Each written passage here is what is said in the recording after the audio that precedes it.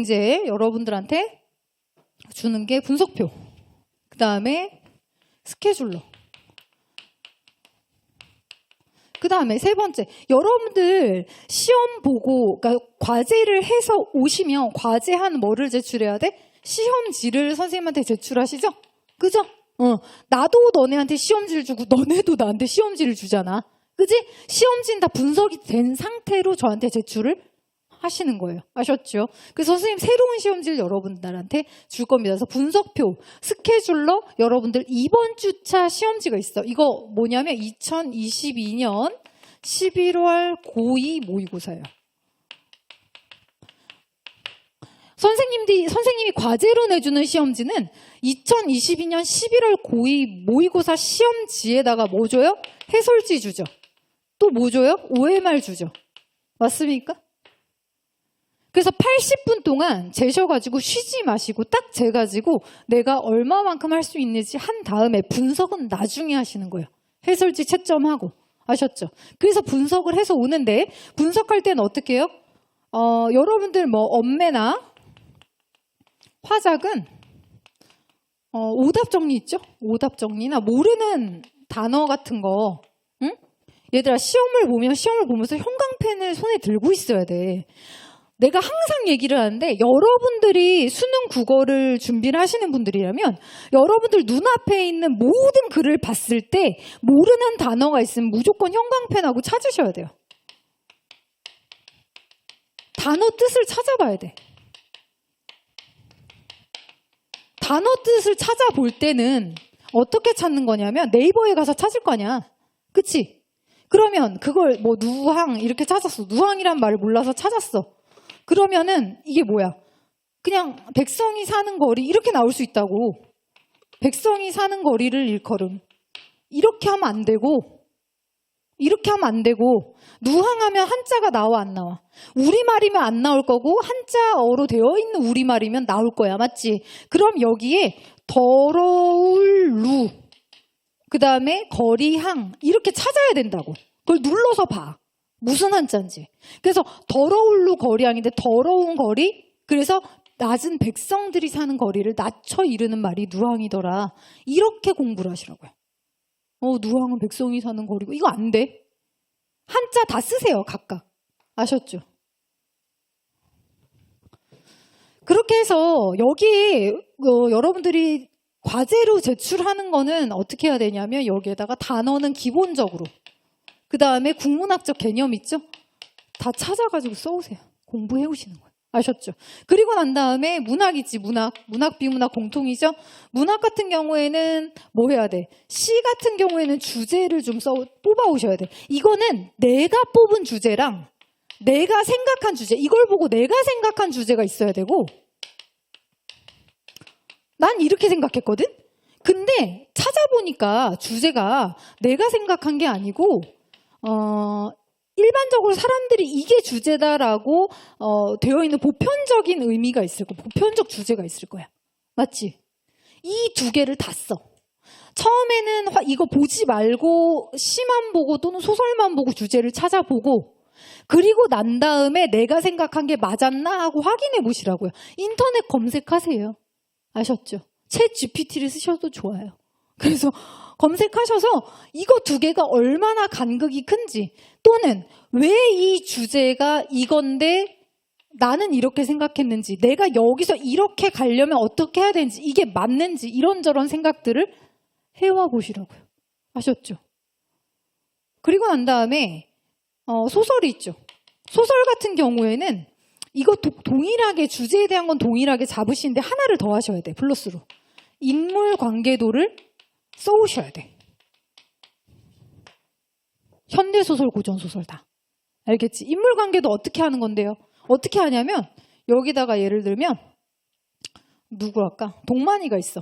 유능길의 장마야. 그럼 동만이가 있어. 그럼 동만이 엄마 아빠가 있고 그 다음에 여기에 또 엄마가 있고 그쵸? 그러고 난 다음에 여기에 또 이모가 있고 그 다음에 삼촌도 있고 여기에도 어떻게 있어? 또 삼촌 있고 외삼촌 있고 이모 있고 이렇게 돼 있지. 이렇게 된 상태에서 이런 걸 막 그려오는 거예요. 그래서 어떻게 하는 거야? 여기다 써야지. 아빠, 엄마, 그지? 그 다음에 여기에 이제 할머니, 외할머니죠. 외할머니. 할머니. 그 다음에 여기 삼촌은 뭐야? 삼촌은 북한군. 여기는 뭐야? 이모하고 여기는 외삼촌이지. 외삼촌이 있는데 여기는 남한군. 죽음. 여기도 죽었어. 죽음. 여기랑 싸웠음. 파이트. 한눈에 좀 스스로 볼 수 있게. 이게 답이 있을까? 인물관계도에 답이 있을까요? 없어요. 형태의 답은 없지. 그치? 이런 내용이 들어가면 되고 내가 잘 보이면 되는 거야.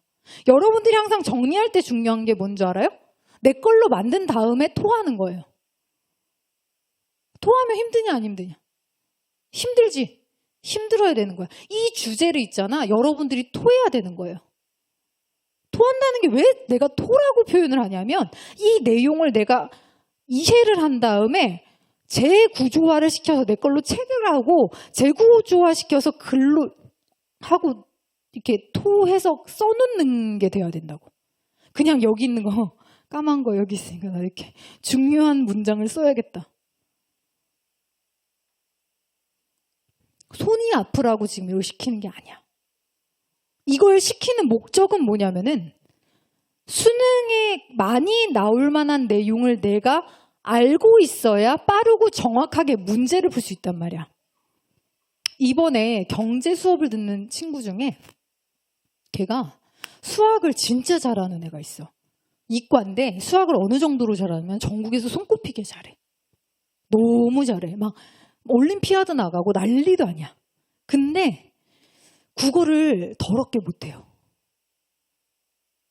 이과 수학을 그렇게 잘하는데 국어를 너무너무 못해. 심하게. 근데 인서울을 갔어. 수학을 너무 잘해서. 근데 걔 삼수하거든?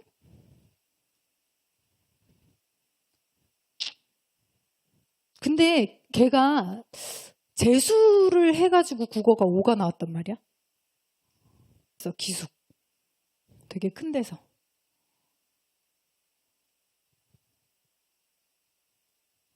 그래서 걔가 나한테 와가지고 처음에 상담을 하는데 나한테 많이 혼났지. 내가 막 뭐라 그랬어. 아니, 공부를 이렇게 하는 애들 있어. 그냥 정답을 낯선 지문 보고 그냥 정답을 찾을 수 있는 팁을 주세요. 그런 친구들 있지.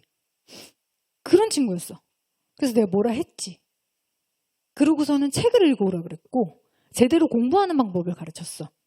그랬더니 걔가 이번에 시험을 봤는데 나한테 그러더라. 선생님 경제 수업 들으니까 좀 나아졌어? 그랬더니 걔 하는 말이 막 되게 좋아하면서 하는 말이 선생님 저 경제 지문 나왔는데요. 선생님한테 수업 들은 내용 나와가지고요. 5분 만에 풀었는데 다 맞았어요. 그게 빠르고 정확하게 푸는 거야. 그게. 내용 이해를 해야 된다니까? 문제를 내가 미리 입수했겠니? 아니잖아.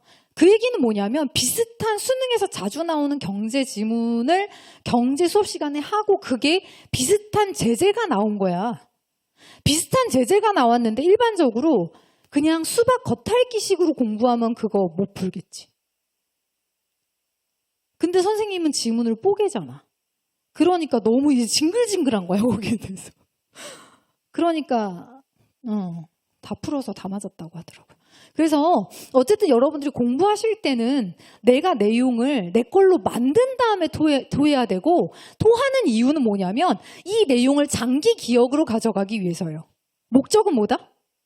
장기 기억이에요. 유능길의 장마를 나는 이렇게 그려. 니네는 몰라. 누가 시험을 더 잘 볼까 하는 거죠. 당연한 거 아니야? 그래서 이게 다 장기 기억으로 가져가기 위한 노력들입니다, 여러분들. 그래서 시나 소설은 어떻게 하라고 주제를 생각해보고 2개가 나와야겠죠. 그다음 인물관계도까지 그려야 돼요. 인물관계도 그려오세요. 그렇게 해서 그다음 비문학, 독서가 있죠. 독서 같은 경우에는 비문학이라는 말에서 독서로 바뀌었어. 그러고 난 다음에 뭐가 달라졌을까 시험이? 독서 지문이 출제돼. 그게 달라진 거야. 맨 첫 번째 지문이 독서 지문이라는 게 나온다고. 니네가 글을 얼마나 안 보면 글을 어떻게 읽는지 애들이 모르니까 얘들아 독서라는 건 말이야 이렇게 하는 거란다. 하고 독서 방법이 1번부터 3번까지 대부분 출제돼. 굉장히 짧게. 그래서 이름이 독서야. 독서 비문학 지문들을 보면 어떻게 해야 되냐면 단락별로 돼 있죠? 1, 2, 3, 4 단락별로 돼 있잖아. 정리를 해오는데 잘 들어. 정리를 해오는데 우리의 목표는 뭐다? 손을 아프게 하려고. 국어학원에서 뭔가 숙제를 멋지게 나눠줘야 되니까 안 나눠주면 학생과 부모님에게 컴플레인 들어오니까 뭔가 적어오라고 하려고가 아니고 그게 아니고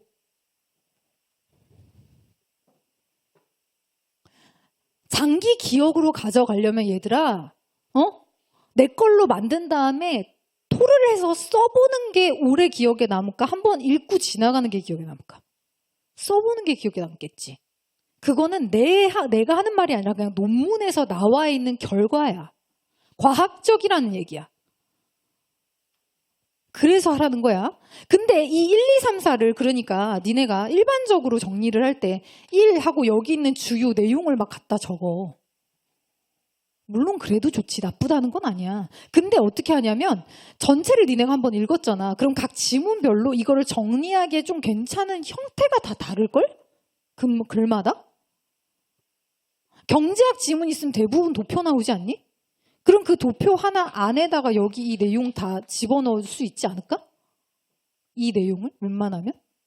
그럼 여기에 문단을 모아가지고 그냥 이걸 내용을 다 여기다 집어넣어서 설명하면 되잖아. 밑에다가.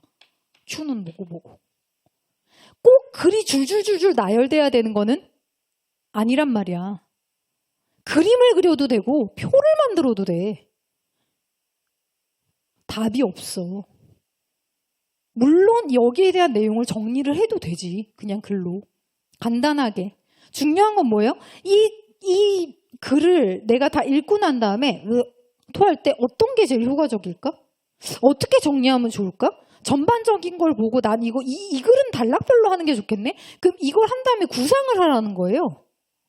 니네 수학 못한 애들이 제일 많이 하는 게 뭔 줄 알아요? 수학 문제가 있지. 그러면은 못한 애들은 어떻게 하냐면 수학 문제를 보면 나는 문제를 안 풀어요. 쳐다봐요. 수학 풀 때 쳐다봤다고. 어떻게 풀어야 되지? 청소 못한 애들이 뭐 하는 줄 알아? 청소할 때?